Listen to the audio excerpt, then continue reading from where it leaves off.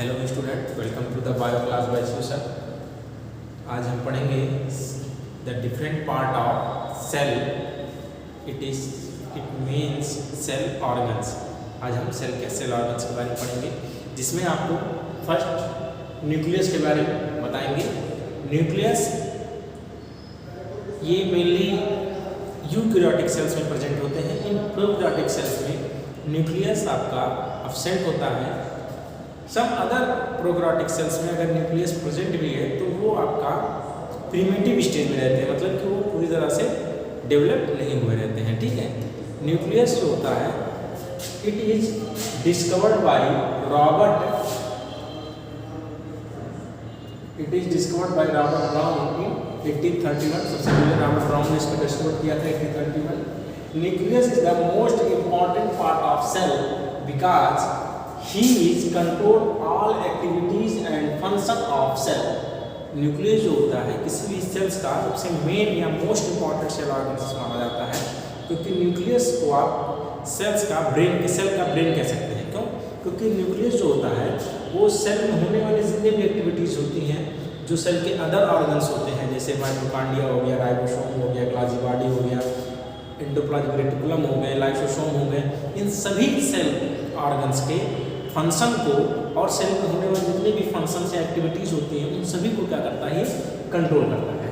ठीक है, और उसके बाद सबसे मेन जो वर्क होता है, जब सेल डिवीजन होता है तो ये सेल में जो भी जेनेटिक इन्फॉर्मेशन होगा, जो जेनेटिक इन्फॉर्मेशन को एक सेल से दूसरे सेल में ट्रांसफर करना होता है, जो मेन वो जेनेटिक मटेरियल जो होते हैं डीएनए या क्रोमोसोम या जीन्स, इन सबको कैरी भी कौन करता है, न्यूक्लियस। इसलिए न्यूक्लियस को हम क्या कह सकते हैं, इसको मेन या मोस्ट इंपॉर्टेंट सेल ऑर्गन माना जाता है। ठीक है, nucleus has 4 part. It is made, मतलब न्यूक्लियस जो होता है मेनली 4 पार्ट में क्या होता है, डिवाइड होता है। हम एक एक करके एक पार्ट को क्या करेंगे देखेंगे, और इसके बाद आपको इसका एक डायग्राम बना के आपको दिखाएंगे। ठीक है, जो फर्स्ट पार्ट होता है उसको हम लोग कहते हैं न्यूक्लियर प्लाज्मा। ठीक है, न्यूक्लियर प्लाज्मा से जो है वर्ड है, इससे आपको प्लाज्मा और वर्ड पहले देखने को मिला था, जिसको हम लोग कहते हैं प्लाज्मा मेम्ब्रेन्स। याद करिए, प्लाज्मा मेम्ब्रेन जो होता है वो सेल के चारों तरफ का एक क्या होती है, बाउंड्री होती है, जो सेल के एरिया को, उसके शेप को क्या करते थे, फिक्स करते थे। उसके साथ ही जो प्लाज्मा मेम्ब्रेन्स होते हैं वो सेल में जितने भी ट्रांसपोर्ट होते हैं सेल के साइटोप्लाज्म में और सेल के बाहर जो भी होते हैं कि उसको क्या करते हैं, वो मेंटेन करते हैं, और उसके साथ साथ वो सेल का शेप और साइज बना देते हैं, एक बाउंड्री जैसा बना देते हैं। सेम उसी तरह से न्यूक्लियर प्लाज्मा जो होता है, ये न्यूक्लियस का क्या करता है, एक शेप और साइज, उसकी बाउंड्री को क्या करता है, मेंटेन करता है। इससे पहले एक चीज़ सुनिए, न्यूक्लियस जो होता है, यानी कि जिसको हम लोग हिंदी में केंद्रक कहते हैं, ये प्लांट सेल में सेंटर में होता है, सेल के सेंटर में प्रेजेंट होता है। और जितने एनिमल सेल्स होते हैं, एनिमल सेल्स में ये सेंटर से थोड़ा सा साइड में स्टेबल होता है, मतलब ये टोटली सेंटर में स्टेबल नहीं होते हैं, ये सेंटर से थोड़ा सा दाएं बाएं और उसके साइड में क्या होते हैं, स्टेबल रहते हैं। ठीक है, तो न्यूक्लियर प्लाज्मा क्या है, ये न्यूक्लियस का क्या है, एक शेप और साइज, ये कह सकते हैं कि न्यूक्लियस के चारों ओर का जो एक लेयर होगा उसी को हम लोग क्या कहेंगे, न्यूक्लियर प्लाज्मा कहेंगे। ठीक है, अब देखते हैं, it is A double membranes. ये कैसे होता है, डबल मेम्ब्रेन्स होता है।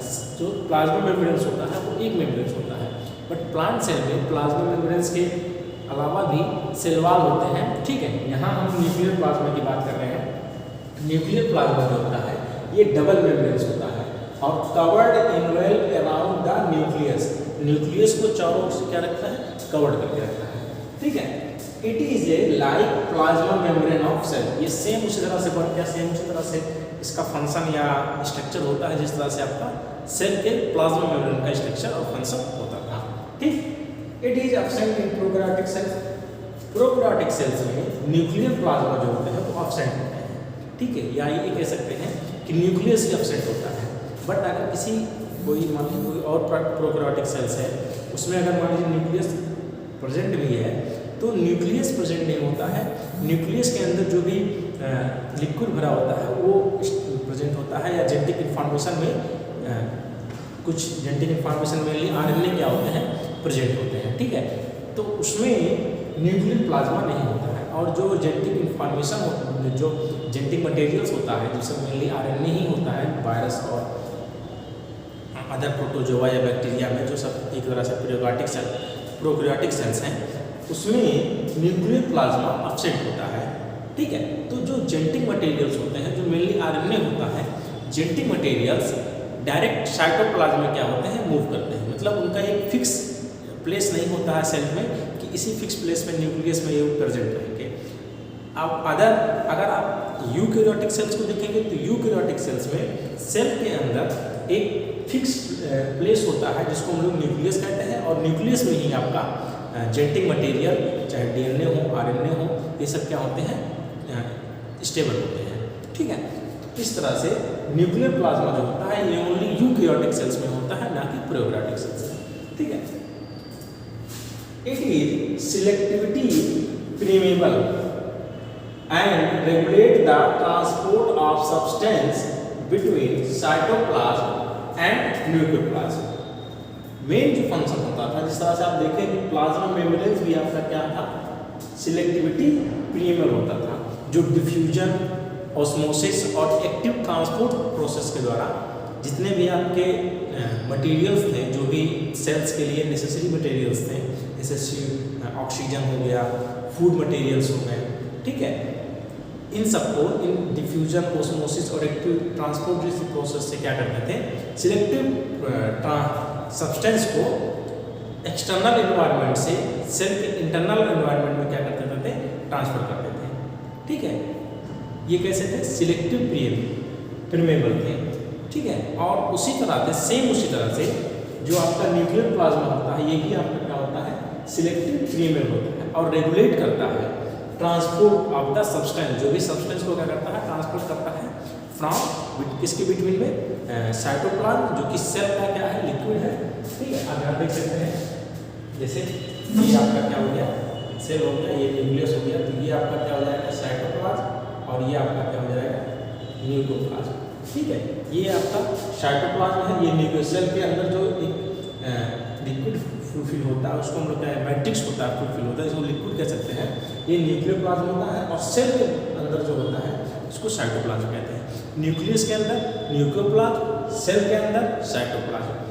तो ये प्लाज्मा मेम्ब्रेन्स, ये आपका क्या है, ये प्लाज्मा मेम्ब्रेन्स है, और ये आपका न्यूक्लियस मेम्ब्रेन है। तो न्यूक्लियस मेम्ब्रेन जो करता है, ये साइटोप्लाज्म और न्यूक्लियोप्लाज्म के बीच में जो भी सब्सटेंस, जो भी नेसेसरी सब्सटेंस है, उनको क्या करता है, ये ट्रांसपोर्ट करता है। मेनली ये जो भी आपके प्रोटीन वगैरह है, प्रोटीन को और जेनेटिक डीएनए आरएनए को क्या कर सकते हैं, मूव करने के लिए या ट्रांसपोर्ट करने के लिए क्या करते हैं, हेल्पफुल होते हैं। ठीक है,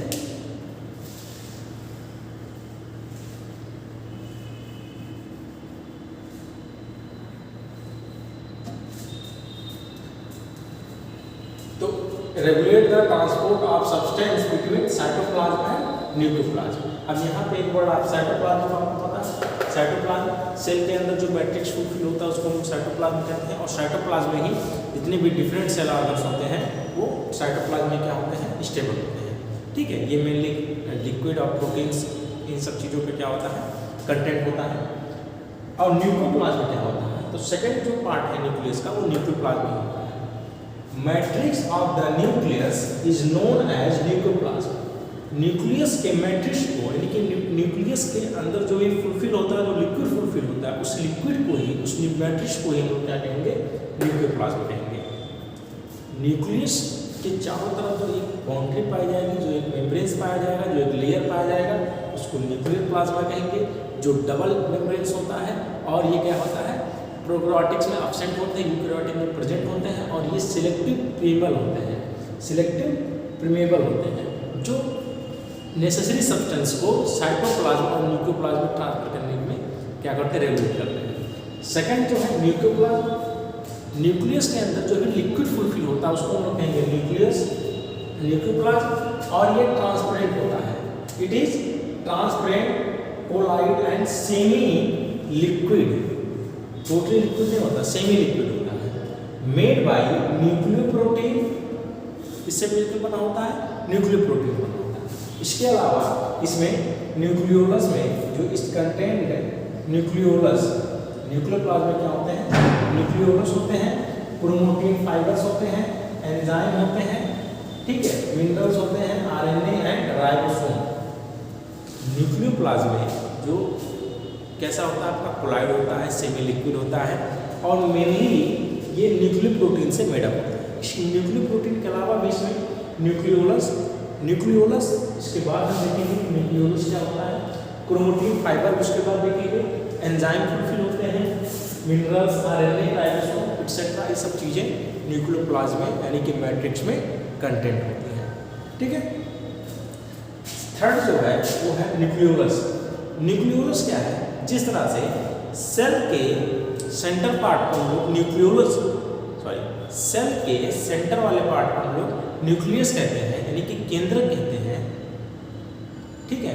सेम उसी तरह से न्यूक्लियस के सेंटर पार्ट को न्यूक्लियोलस कहते हैं। इसको हिंदी में केंद्रिका कहा जाता है, ठीक है। इंग्लिश में न्यूक्लियोलस। सेल के सेंटर पार्ट को न्यूक्लियस, सेल के सेंटर पार्ट को न्यूक्लियस केंद्रक, और न्यूक्लियस यानी कि केंद्रक के सेंटर पार्ट को न्यूक्लियोलस यानी कि केंद्रिका कहा जाता है। ये ध्यान रखिएगा, ठीक है। तो न्यूक्लियोलस क्या है? ये आपका न्यूक्लियस का सेंटर पार्ट है, ठीक है, केंद्रक का सेंटर पार्ट, इसको हम लोग क्या कहेंगे? न्यूक्लियोलस। और ये प्रेजेंट कहाँ होता है? न्यूक्लियोप्लाज्म, ठीक। फोंटान करके एक साइंटिस्ट थे, इन्होंने 1871 में, फोंटान साइंटिस्ट ने 1871 में first discovered the nucleolus. It is the first scientist who discovered the nucleolus, ठीक है। Nucleolus is present inside the nucleus, ठीक है, इनसाइड द न्यूक्लियस, ये केंद्र के अंदर क्या होता है? प्रेजेंट होते हैं। Lack of membranes, it direct contain nucleoplasm, इसमें मेम्ब्रेन्स नहीं होते हैं, ठीक है, और इसी नाते डायरेक्ट कंटेंट में किसके होते हैं? न्यूक्लियोप्लाज्म के, ठीक है। न्यूक्लियोप्लाज्म आपको बताया है कि मैट्रिक्स होता है किसका? लिक्विड मैट्रिक्स होता है न्यूक्लियस का, ठीक है। It has protein 85%, RNA 10% and DNA 5%, ठीक है। ये मेनली तीन चीज से मिलकर बने होते हैं। इसमें प्रोटीन होता है 85%, आरएनए होता है 10% और डीएनए क्या होता है? 5% होता है। At the time of cell division nucleus disappear, ठीक है। अब थर्ड जो देखते हैं, फोर्थ जो पार्ट है वो है क्रोमैटिन मटेरियल्स। यहाँ आपको दिखा है न्यूक्लियस या क्रोमैटिन फाइबर, इसी को हम लोग कहेंगे क्रोमैटिन मटेरियल्स। ये nucleoplasm contain thread like structure and these are made by dark stain called क्रोमोनिया। न्यूक्लियोप्लाज्म में आपको थ्रेड लाइक स्ट्रक्चर देखने को मिलेंगे जो मेनली किसके बने होते हैं? डार्क स्टेन के बने होते हैं और इन्हीं को हम लोग कहते हैं क्रोमेनिया, ठीक है। These threads combine together and form chromatin materials। ये जितने थ्रेड्स होते हैं जब एक दूसरे के साथ जुड़ते हैं, ठीक है, और कंबाइन करते हैं तो इसी को हम लोग क्या कहेंगे? क्रोमैटिन मटेरियल्स, ठीक है। These are made by genes। Chromatin materials जो होते हैं वो जीन से बने होते हैं, ठीक है। क्रोमैटिन मटेरियल्स में क्या लगे होते हैं? जीन्स लगे होते हैं। And the genes made of DNA and protein. और क्रोमैटिन मटेरियल्स में लेकिन थ्रेड लाइक स्ट्रक्चर में जो जीन्स लगे होते हैं वो जीन्स किससे बने होते हैं? डीएनए और प्रोटीन से। डीएनए क्या है? डीएनए आपका जेनेटिक मटेरियल्स है who transfer the genetic information at the time of cell division. Cell division के टाइम किसी भी सेल्स में जब सेल का डिवीजन होता है तो एक सेल से दूसरे सेल्स का क्या होता है? फॉर्मेशन होता है। उस टाइम जो डीएनए होता है ये सबसे पहले डिवाइड होता है, जीन्स जो होते हैं वो सबसे पहले क्या होते हैं? डिवाइड होते हैं। और उस समय उस सेल की जितने भी प्रॉपर्टीज होंगी, जो भी उसके स्पेसिफिसिटीज होंगे, जो भी उसकी विशेषताएं होंगी, उन सभी चीज़ों को क्या करेंगे? डीएनए क्या करेंगे? एक सेल्स में उसके जो न्यू सेल्स बनेंगे उसमें क्या करेगा? ये ट्रांसफर करेगा। तो डीएनए को आप कह सकते हैं ये एक जेनेटिक इंफॉर्मेशन को क्या करते हैं? ट्रांसफर करते हैं, ठीक है। और प्रोटीन जो होते हैं वो नए सेल्स में जो भी सेल वॉल हो गया, इसके बाद प्लाज्मा मेम्ब्रेन्स हो गए या अदर जो सेल ऑर्गन्स होंगे उनको क्या करते हैं? मेड करते हैं। तो क्रोमैटिन मटेरियल्स मेनली किसके बने होते हैं? थ्रेड लाइक स्ट्रक्चर होता है जो मेनली किसके बने होते हैं? जीन्स के बने होते हैं। और जीन्स किसका बना होता है? डीएनए और प्रोटीन का। तो ये आपका था न्यूक्लियस। अब इसका हम एक डायग्राम बनाएंगे, उसमें से इन सभी चीज़ों को आपको शो करके दिखाएंगे।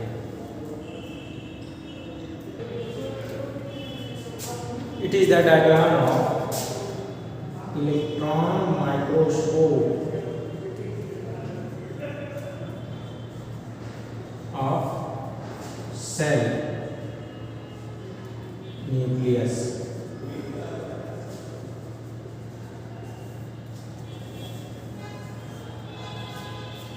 ये आपको एक सेल दिख रहा है, इसमें ये आपका प्लाज्मा मेम्ब्रेन है और उसके अंदर क्या होता है साइटोप्लाज्म। साइटोप्लाज्म में एक पार्ट होता है जिसको न्यूक्लियस कहते हैं। न्यूक्लियस में इस तरह से डबल न्यूक्लियस मेम्ब्रेन्स लगे होते हैं, जिनमें ऊपर छोटे छोटे राइबोसोम्स लगे होते हैं जो प्रोटीन का क्या करते हैं, सिंथेसाइज करते हैं।